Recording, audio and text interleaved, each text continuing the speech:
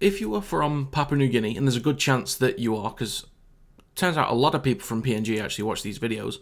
I know you guys like to keep up with how your fellow countrymen are doing, outside of especially the Australia, New Zealand bubble. But I'm a Warrington Wolves fan, and Roderick Tai is a Warrington Wolves player. Just thought I'd let you guys know, the last few weeks, he has been doing an incredible job. He's been doing really, really well. In attack, he's been helping us a lot with field position, and defensively, he's an absolute brick wall. So, yeah, I know a lot of you guys watch these videos, and you like to stay up to date with how fellow countrymen are doing outside the country. So, yeah, just thought I'd let you know, Roderick Tai is doing a fantastic job. Really, really excellent. So taking a look at a quick recap from last week, I'm okay with 5 out of 8. Pretty standard. It's my acceptable bare minimum, 5 out of 8.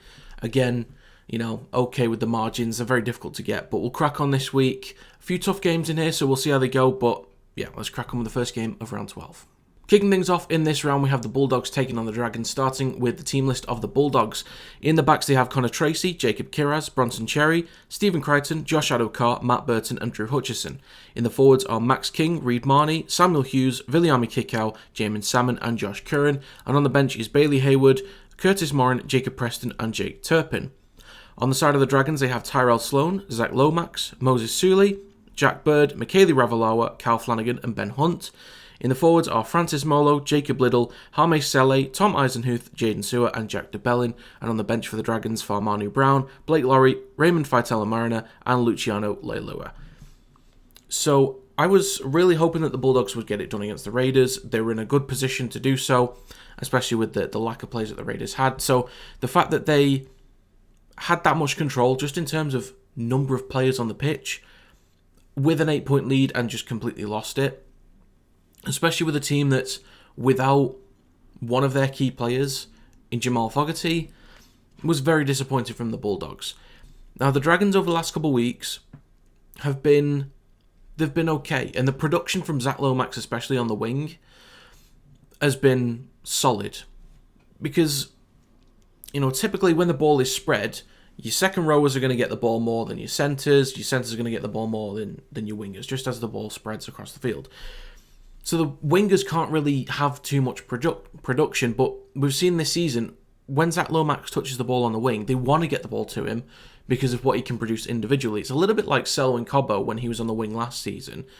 There isn't a lot of times where wingers can do too much, but Selwyn Cobbo seems to get through a lot of work on the wing. And I think maybe I'll get onto that later on, but it's taken a lot away from him at centre, I think. But Zach Lomax gets through a lot of work on the wing. I think Cal Flanagan has had a big step up this season compared to last. Obviously, different club. Ben Hunt, class as always, helps to carry that team forward. I think the energy from the Dragons over the past few weeks has looked really strong. There is just a different feel around this team. There is also a different feel around the Bulldogs team. But that kind of let down last week puts me off them a little bit. I think there's still a few holes on both sides, of course. Defensively, in attack, they can be a little bit sluggish. But I just think, I just think there's a different kind of energy to the Dragons right now that just make them the stronger team. I think in terms of form over the last 5, I think they're slightly better. I think 1 win better over the last 5. I could be mistaken. But yeah, I just like the energy from the Dragons. I think a big step up from Flanagan and Hunt, as usual, and then Zach Lomax, just the amount of production he gets through in a game is ridiculous. So, yeah, I'm going to go with the Dragons to win, 1 to 12 points. Next up, we have the Cowboys taking on the Tigers, starting with the team list of the Cowboys. In the backs, they have Scott Drinkwater, Braden Burns, Valentine Holmes, Viliami Vailea, Maury Taulagi, Tom Dearden and Chad Townsend. In the forwards are Jordan McLean, Reece Robson, Griffin Neem, Helam Lukey, Jeremiah Nanai and Ruben Cotter. And on the bench for the Cowboys, Sam McIntyre, Thomas McKaylee, Killer Kefu, Fini Fayuaki and Jason Taumalolo. On the side of the Tigers, they have Jereen Bula, Charlie Staines, Declan Casey, Josh Felady, Solomon Alamalo, Lachlan Galvin and Jaden Sullivan. In the forwards are Stefano Utakamanu, Api Coruscant, David Clemmer, Isaiah Papali'i, Samuel Afenu and Justin Matamua. On the bench for the Tigers, Jake Simpkin, Alex Twal, Alex Seyfarth and Fanua Polle. So the Tigers are still unfortunately a very poor team. A few sort of months back, maybe 6 weeks, 7 weeks, something like that, they looked like a reputable team. Not obviously top 8 contenders or anything like that, but they looked like they could at least put a challenge to some teams. And here and there, they've had some good moments. I think without Aiden Caesar, they struggle a little bit with control. Jaden Sullivan isn't really the type of guy to bring control to a team. I think he's got a decent run game on him, but there's a real lack of control. So they're kind of relying a lot on Jareen Bula to offer that productivity on both sides of the park, trying to make those dummy runs in behind. And they're kind of relying a lot on Api Coruscant to drive them through the middle. And hookers can only do so much. You need a number 7 that's really going to move everyone around and really win that battle through the middle, all over the park, I should say, really. But on the side of the Cowboys, look at the team that they've got. The fact that they've won 1 game in the last 5 is a joke. Like, they've been really poor this season. I've backed them plenty of weeks this season already, and they have just been letting me down constantly. I am very confident this isn't one of those weeks that they'll let me down. I don't think there's... Okay, well, on paper, they should batter this Tigers team. On paper, they should. But in terms of the kind of performances that the Cowboys have been putting out, conceding way too many and not putting up enough points, especially for the players that they've got. Drinkwater, Dearden, Robson at 9, I think is very underrated typically. And the centres that they've typically got available, and the players on the edge in the second row positions are top players. But just, I don't know what it is, as a team, as a whole unit, they're just not firing at the moment. I think they'll be completely fine in this game, though the Tigers aren't really offering too much. So I'm thinking a 1-12 here, but probably the top end, because the Cowboys could make it 13+ if they're on it this week. But the Tigers, I think, will offer just enough resistance to slow that down. Plus, the Cowboys still aren't perfect yet. They're not even close to it. So I'm going to go with the Cowboys to win 1-12 points. Next, we have the Seagulls taking on the Storm, starting with the team list of the Seagulls. In the backs, they have Tolu Kula, Jason Saab, Tommy Talau, Ruben Garrick, Raymond Taumalo Vega, Luke Brooks, and Dali Cherry Evans. In the forwards, they have Taniela Paseka, Carl Lawton, Josh Oleye, Amal Olakwatu, and then Ben and Jake Trebojevic. And on the bench is Gordon Chan Kum Tong, Corey Waddell, Ethan Bullymore, and Nathan Brown. On the side of the Storm now, they have Suafar Logo, Will Warbrick, Remus Smith, Nick Meaney, Xavier Coates, Tyron Wishart, and Jerome Hughes. In the forwards is Tui Kamikamitha, Harry Grant, Christian Welch, Sean Bloor, Eliezer Katoa, Josh King. And on the bench is Trent Liero, Grant Anderson, Nelson Asfa-Solomona, and Alec McDonald. So, the Seagulls, they love to throw games away, don't they? They're a weird team this season because they can throw the ball around very, very well. And they've got individuals in there that can create opportunities from nothing. Olakwatu being one of them, a key player on that right edge. I think Ruben Garrick has been quite reliable this year. He's been put in a few different positions, but at the centre, I think he's done a pretty good job, adapting to a new position. Yes, it's only, one step in from his typical left wing position, but, he's still having to adapt. Tolu Kula, I think, will be very productive at fullback with his pace, his step. His acceleration is ridiculous. So as long as he's getting in the right positions, he's running the correct lines, the Seagulls will create opportunities, and a lot of them, because Melbourne Storm haven't been perfect in defence. The scramble defence is pretty solid, but they can get thrown around a little bit. So if there's a lot of change in direction, if the Seagulls can keep getting second phases, it throws this Melbourne Storm defence all over the place. So if they can keep getting second phases, the Seagulls could really do some damage to Melbourne Storm. Given the miss of Cameron Munster, it's going to be really tricky for the Storm, but I really like what Tyron Wishart has done this season, because earlier on, it was Jonah Pizzette that was getting Cameron Munster's game time, but Tyron Wishart would be brought on as like the 13 because they wanted to remove the size from the pack and add a little bit more pace through the middle, and Tyron Wishart helped to really change the game towards the last 20 minutes. When Melbourne Storm were dealing with a lot of close games early on in the season, Wishart was one of the players that was being brought on to really change the game. And he's been very valuable. And playing in the halves over the last couple of weeks, he's been valuable there as well. Melbourne Storm are probably going to try and work him into, taking on that future number 7 role. But I think, as much as missing Munster is huge, I think Wishart has offered enough, shown me enough especially, that he will still be productive and offer plenty in this game. And having Jerome Hughes in there, who can take care of the kicking game and really control things by himself on either side of the park, is a huge help. And Farlogo getting more experience at fullback is only going to help him and the team going forward without Pappenhausen. With Warbrick, Smith, Meaney and Coates in there, the usual back line, defensively I think they'll be strong enough. But as I said, if they create second phases, it'll be difficult to stop the Seagulls. Brooks and Cherry Evans can still be a little bit up and down. I don't really know what Seagulls team we get week to week. They're a little bit inconsistent at times, but it's just relying on the individuals to create opportunities. And they certainly have the players to do that. I'm finding it difficult to really pick a winner in this one because of the key players missing on Melbourne Storm. But I think if you look at the coach and just the quality of players overall, I'm going to have to lean it to the Melbourne Storm, and literally by the smallest margin I can. So I'm going to go with Storm to win, 1 to 12 points. Next up, we have the Raiders taking on the Roosters. Starting with the team list of the Raiders, in the backs they have Jordan Rapana, Nick Kotrick, Matthew Timoko, Sebastian Chris, Xavier Savage, Ethan Strange and Kale Weeks. In the forwards, Emery Gula, Danny Levy, Joseph Tarpany, Hudson Young, Elliot Whitehead and Morgan Smithies. And on the bench is Tom Starling, Atta Moriata, Trey Mooney and Peter Holler. On the side of the Roosters, they have James Tedesco, Daniel Tupou, Joseph Suwali, Joey Manu, Dominic Young, Luke Keary and Sam Walker. In the forwards are Jared Warrior-Hargreaves, Brandon Smith, Lindsay Collins, Angus Crichton, Victor Radley and Nafahu White. And on the bench is Sandon Smith, Egan Butcher, Spencer Lenu and Terrell May. For me, there's only one clear winner in this one. As much as I am, happy for the Raiders with their fight back last week, come on, man. I mean, look at the difference in the teams on paper and in terms of the quality, the performances that the Roosters have been putting up. So that game against the Sharks, both teams were throwing the ball around very, very nicely. Both teams were running some very clean lines, very effective, dangerous lines, and executing very well. Of course, conceding 38 points isn't great, but again, this is against a very strong team that we are now taking seriously as a premiership contender in the Cronulla Sharks.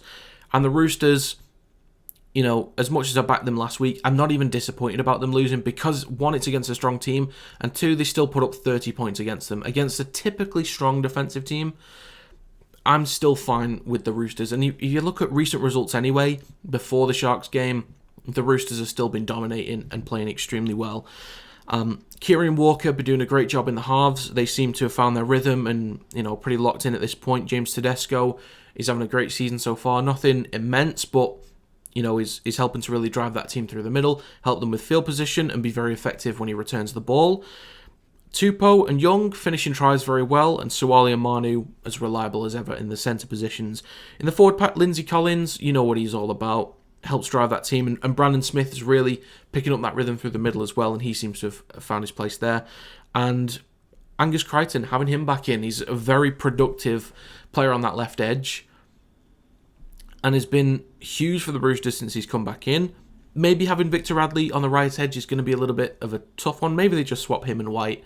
But yeah, taking Victor Radley out of the 13 position, whether it's tactical or it's just something that's likely going to change, I don't know, we'll see. But Terrell May off the bench has been really solid as well. But to go back to the Raiders a little bit, even without Jamal Fogarty, Kale Weeks and Strange have done a good job picking up the slack, and Weeks especially of the kicking game. So it's, the initial thought that I had was that they'd lose a lot of control, and I think in times they certainly do look like they've lost a lot of control, but they've got two young runners in the 6 and 7 position that just seem very mature, are really taking things on and trying to carry that team forward, and both of them have done a really good job. Ethan Strange, especially from the start of the season, and Kale Weeks since the last couple of weeks, has done an excellent job considering, the kind of performances that the Raiders have put in. They've fought back, especially last week. It was, what a performance to put in to fight back. Timoko and Chris, they can be effective in the centre position. Timoko, we know that his turn of pace is dangerous, but I think Suwali and Manu, whatever side you're looking at, can deal with that. The forward pack, the Raiders are typically quite strong and on the bench. They've got some decent players to bring on. And Morgan Smithies, I'm hearing, has done, in some games that I've missed, Morgan Smithies has been doing a good job, and they seem to like him over there. So that's a good sign. And Danny Levy's done a decent job at number 9, and he's sort of settled into a club now over there, which is great. But overall, the Roosters, with their team on paper, plus the performances they've been putting in, are ridiculous. The Raiders, they'll be under it from the start. Whether they could fight back like they did last week, I doubt it. So unless there are key injuries or sin bins, red cards, I think this should go heavily in favour of the Roosters, because they are just firing right now. So yeah, nothing necessarily against the Raiders. I think they're looking pretty strong right now, and I'm happy with what they're doing. But against this Roosters team, I don't know if they could really compete. So I'm going to go with the Roosters to win 13+. Next up, we have the Sharks taking on the Panthers, starting with the team list of the Sharks. In the backs, they have William Kennedy, Sione Katoa, Jesse Ramian, Kel Iro, Ronaldo Mulatalo, Daniel Atkinson, and Nico Hines. In the forwards is Thomas Hazelton, Blake Brayley, Oregon Kafusi, Britton Nikorda, Teague Wilton, and Cameron McInnes. And on the bench is Jack Williams, CSC Fatalakai, Royce Hunt, and Tuku Hauptapua. Hopefully I pronounced that correctly. And on the side of the Panthers is Dylan Edwards, Sonia Taruva, Isaac Tango, Paul Alamotti, Brian Toto, Jack Cole, and Jerome Luai. In the forwards is Moses Leota, Mitch Kenny, James Fisher-Harris, Scott Sorensen, Liam Martin, and Isaiah Yeo. And on the bench for the Panthers is Dane Laurie, Lindsay Smith, Liam Henry, and Matt Eisenhuth. So fair play to the Sharks. They are, at this point, a team that is to be taken seriously as Premiership contenders at this point. The Panthers, without Nathan Cleary, okay, how I looked at it last week, and if anyone watched the video, you'd already know, but I was concerned about the production that Jerome Luai would offer. So without Nathan Cleary to assist there, Jerome Luai would be stuck on the left-hand side, and he'd just be moving the ball back towards the middle. But he was very, very strong against the Warriors. Jack Cole will improve over time. He'll get there with this kind of game time. It's important for him. Maybe at some point they'll have to consider bringing Schneider in unless he's injured. I don't actually know. I've not kept up to date on him. But Jack Cole will improve over time. So these next few weeks will be certainly helpful for him. So they're kind of relying on Jerome Luai to work both sides of the field. And I think when he is working both sides of the field, he can be very effective. But when he's stuck on one side, it takes away a lot of his ability. You need both sides to worry about him, because he has got a good step. And when he does take on the line, he's very effective and he draws players in. But yeah, get him working both sides of the field, and hopefully the Panthers can be more productive without Nathan Cleary. In the forward pack, they're as strong as they normally are. Leota and Fisher-Harris. Again, two props that could do 80 minutes if you ask him to. But they've got some strong players coming off the bench that get through a lot of work. Mitch Kenny, underrated in the hooker position, but helps drive that team through the middle as well. And Isaiah Yeo, of course, top-class player. But yeah, the Sharks are to be taken very, very seriously at this point, especially with the changes that they've made. They could have been really detrimental, but Iro being put in there, obviously I think it's Jesse Ramian that was normally on that side, and Talakai was the right centre. Could be mistaken, but basically having Iro in there and Talakai coming off the bench, that could have been detrimental. Iro being very inexperienced, I should say. But he seems to have done a good job there, and he's settled in. And Daniel Atkinson having to replace Braden Trindle hasn't really had a massive effect on the team. And the Sharks are still looking really strong. Obviously conceded a strong number of points, 30 against the Roosters, but this is against a top Roosters team, as I've already mentioned. But putting up 38 points, spreading the ball around really, really well, and their short kicking game is extremely effective. They can kick the balls into the corners. Mulatalo and Katoa are excellent in the air. I think given the height of Taruva and Toto, we could be seeing some chip kicks into the corner. And, Katoa, some of his acrobatic finishes are insane. Same with Mulatalo as well, but I think sometimes we forget about Katoa on that right-hand side. William Kennedy, reliable in the number 1 role. I think the Sharks, based on the team list here and the performances they've been putting in over the last couple of weeks, they've won 5 in their last 5. I can't remember what streak they're on in full, but I just know they've won at least their last 5. The Sharks are just lights out at the moment, and I think even with Cleary missing for the Panthers, I think they can win this game and really set another statement for them to be for them to continue to be taken seriously as Premiership contenders. So I'm going to go with the Sharks to win, 1 to 12 points. Next up, we have the Rabbitohs taking on the Eels, starting with the team list of the Rabbitohs. In the backs, they have Latrell Mitchell, Alex Johnston, Tane Milne, Michael Cheekam, Jacob Gagai, Jack Whiten, and Cody Walker. In the forwards, Davey Moale, Damien Cook, Sean Kepi, Jacob Host, Jai Arrow, and King Kalamatangi. And on the bench is Peter Mamazalis, Talis Duncan, Saliva Havili, and Tom Burgess. On the side of the Eels, they have Blaise Talangi, Micah Sivo, Will Penasini, Sean Russell, Bailey Simonson, Dejan Assey, and Dylan Brown.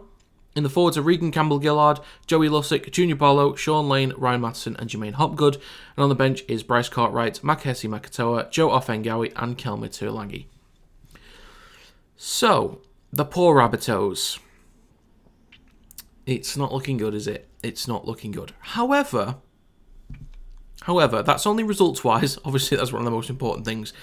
But I've really liked their energy over the last couple of weeks. You know, they have been going through it as a team. They've really been struggling. But in some of the games, yes, against the Dragons, you know, haven't been a great team. But in games like that, they've still shown a lot of energy and a lot of fight and actually put up a good handful of points given where they were at the start of the season. Given how poor things have been and the situation that they're in at the moment, I like their energy, and I think that this is the kind of game that as long as they keep up that energy that they can win, because this is an Eels team that's also in a tricky place right now. There's no Mitchell Moses, so I think the production from Assey and Brown could be really effective on the edges, but sometimes can be lacking. Sometimes I don't know what kind of Dylan Brown I'm going to get. Blaise Talangi is not the same as Clint Gutherson, but I think can be solid and needs more game time. I like Penasini, he can produce a lot in that right centre position. In the forward battle, I think it's going to be pretty even, and if King Kalamatangi is playing in the 13 role, him through the middle could be very, very dangerous, but it could take a little bit from the edges. We'll have to see how that goes. But there's two ways of looking at this. Since Arthur is now gone from the Eels, are they going to be in a bit of a panic?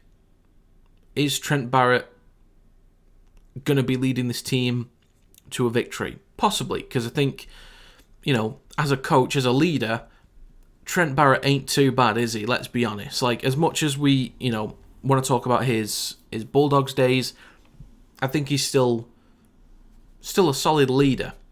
So, and they'll respect him, they'll respond to him, and I don't think he'll change too much, particularly in the way that they play. There's not much they can do over the course of a week, but maybe mentally the Eels are just being a bit of a rough place slightly. But the Rabbitohs, hopefully that they recognise that they are chipping away at teams and they are getting there. Like, with the energy that they're playing with, Latrell Mitchell was solid last time out. So that kind of production, you know, week in, week out is huge. Jack Whiten and Walker in the halves would be, I would imagine, would be the best combo for them going forwards. Jack Whiten's wasted at centre. I think he was reliable and could only do so much in a poor Rabbitohs team, but having those two, plus Damien Cook at 9, that is, on paper, that's an elite spine. There's no other way of putting it. On paper, that's an elite spine. But, you know, we talk a lot about the attitude and the actual performances that they've been putting in. Haven't been great, but again, I'll say the exact same thing. The energy from this Rabbitohs team, I think, is going to be enough this week to push past an Eels team that's going to be, I think, mentally drained a little bit. But I think it will be fairly close, but I'm going to go with the Rabbitohs to win, 1 to 12 points. Next up, we have the Broncos taking on the Titans, starting with the team list of the Broncos. In the backs, they have Reece Walsh, Corey Oates, Josiah Karapani, Selwyn Cobbo, Dane Mariner, Ezra Mam, and Jock Madden. In the forwards are Corey Jensen, Billy Walters, Payne Haas, Brendan Piacora, Jordan Rickey, and Patrick Carrigan. And on the bench is Tyson Smoothie, Xavier Willison, Kobe Hetherington, and Jack Gasiewski.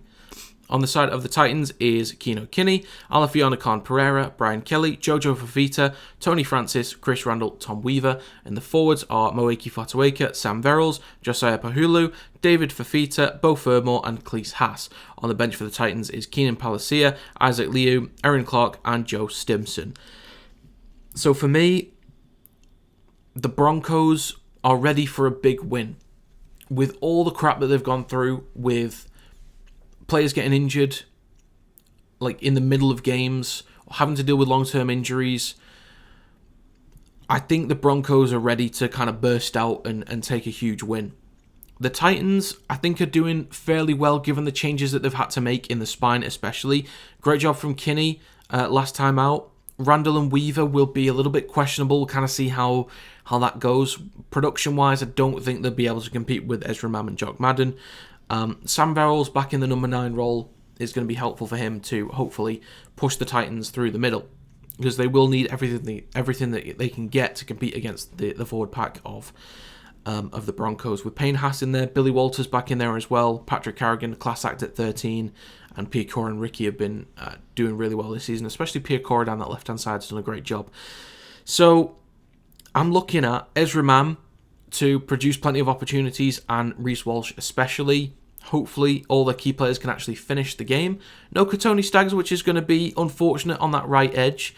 So I can see the Broncos attacking that left edge a lot. Using Reece Walsh around the back, Ezra Mam down that left-hand side as he typically plays there, and Brendan Piacora as well. So that left edge, I think, is going to be attacked constantly, time and time and time again. They will have a few goes down the right-hand side, of course, because with Reece Walsh and the kind of acceleration he's got, he can attack both edges, and I don't think they'll worry too much about Katoni Staggs in there. They'll get Karapani involved. Hopefully they don't put him under too much pressure. They'll just, ease him into the game. But Reece Walsh will help to give him some opportunities when they create overlaps, as they normally do within their own 20 to 40 metre zone, like that second quarter of the pitch, where they start to spread the ball early in the tackle count. So the Broncos will spread the ball early, deep into their own half. The Titans, I think, will struggle on the edges to contain that. So the Broncos they'll demolish the Titans in the field position battle. And in terms of executing with Walsh, with Mam, I just think the Broncos are in for a big win here. But again, the Titans put in a great performance last week. They spread the ball really well, and their performance was a lot better than I was expecting it to be. So the Titans have kept some games closer, and a lot closer than I've expected them to. But I just think with how things have been going for the Broncos, they're just in prime position to really set a statement this week and sort of get back in, or start working to get back in that conversation as Premiership contenders. So I'm going to go with the Broncos to win 13+. Finally, for this week, we have the Warriors taking on the Dolphins, starting with the team list of the Warriors. In the backs, they have Tani Taupiki, Dallin Watene-Zalesniak, Rocco Berry, Adam Pompey, Marcelo Montoya, Chance Nickel-Klokstad, and Tamari Martin. In the forwards are Adam Funua-Blake, Freddie Lussick, Bunty Afoa, Jackson Ford, Mitch Barnett, and Dylan Walker. And on the bench is Tom Arley, Jazz Tavanga, Jacob Laban, and Murata Niokore. On the side of the Dolphins is Hamaso Tabai-Fidau, Jermaine Isako, Jake Avarillo, Herbie Farnworth, Jack Bostock, Cody Nikarima, and Isaiah Katoa. In the forwards is Jesse Bromwich, Jeremy Marshall-King, Mark Nichols, Felice Kafusi, Ewan Aitken, and Max Plath. And on the bench is Josh Kerr, Kenneth Bromwich, Ray Stone, and Connolly Lemuelu. So, the Warriors, fair play. The way I kind of looked at it last week was that even without Nathan Cleary, looking at the backs of the Warriors and having players moving around a little bit, and having Chance Nickel-Klokstad in the number 6 role, having to rely on Tamari Martin control the game in the number 7 role, that they could certainly offer something different, but it just wouldn't be enough to compete. And boy, was I wrong. The way that they were throwing the ball around, the pace and the energy that they played with is typical of what I expected this Warriors team to be from the start of the season. And there was a point a few weeks back where they really took a dip and their energy was very low. The performances were shocking. That's the level of performance and energy that I want to see from the Warriors consistently for the rest of the season. That is the Warriors that I expect. Now, on the side of the Dolphins, they have their full team available, and they are continuing to put in great performances week after week after week. And given that they've pretty much got their full team available, I think the Warriors won't necessarily struggle, but they'll find it difficult to break past this Dolphins team at full strength. They're just firing. Cody Nikarima is doing a great job at number 6. Isaiah Katoa is improving again and again and again. Very young player at number 7, but he will continue to grow. Hamaso Tabai-Fidau, his production at number 1 is incredible, and Marshall King is just a real solid number 9. really solid number 9 that drives that team through the middle. So I can see both teams putting up, a good handful of points here, but I think with the changes that the Warriors will still have to get used to in the spine, with Tarpiki, Nickel Klokstad and Tamani Martin in there, there's no Wade Egan at number 9. I think he's going to be a big miss as well, but, Freddie Lussick, I think it's fine. I just think the Warriors they'll do okay. I think they'll do okay, but the Dolphins at full strength, they're spreading the ball very well. They're able to break teams down through the middle. They spread the ball well, especially down that left-hand side. And the right-hand side, they're still, very, very strong. But yeah, I think all over the park, I think there's still a few too many holes defensively from the Warriors, and the Dolphins can exploit teams everywhere. So that's my biggest issue against the Warriors. I think the Dolphins probably didn't win against the Tigers as much as I thought they were going to do. I thought they were going to absolutely batter them. That, of course, didn't happen. But, yeah, I think I want to see that energy from the Warriors again. But performance-wise, the Dolphins are just on a different level at the moment. Doesn't mean the Warriors can't compete with them, because I think they absolutely will. But the Dolphins are just looking a bit too strong right now. So I'm going to go with the Dolphins to win 1 to 12 points. So to recap my predictions for this week, I'm going to take the Dragons, Cowboys and Storm to win by 1 to 12 points, Roosters 13+, Sharks and Rabbitohs 1 to 12, Broncos 13+, and Dolphins 1 to 12. In terms of winners' confidence, I'm at about 70%, because some of these can go the other way. The Bulldogs could easily beat the Dragons. The Tigers, based on how the Cowboys have been doing, could throw that up in the air. I think the Seagulls could beat Melbourne Storm. The Panthers maybe could beat the Sharks, but I'm still quite confident about that one. The Eels could beat the Rabbitohs. And, I don't know, maybe the Warriors can throw up something against the Dolphins. So 70%. So in terms of winners' confidence, I am very unsure on a lot of these. I'm fairly confident with some, but yes, 70% is not great. In terms of margin confidence, 85%. Normally I'm quite high on that one, because I think if the Dragons were to beat the Bulldogs, it's going to be narrow. If Storm beats the Seagulls, it's going to be narrow. If Sharks beat the Panthers, it's going to be narrow. Like, a lot of these margins, I think, are pretty safe. But yeah, it's just about getting the winners right, so I'm quite low on those at the moment. But yeah, that's my recap for this round. So that's going to be it for this video. If you have your own predictions, do let me know in the comments down below. Also, let me know how you got on last week. But yeah, that's going to be it. Thank you very much for watching, and I will see you next time.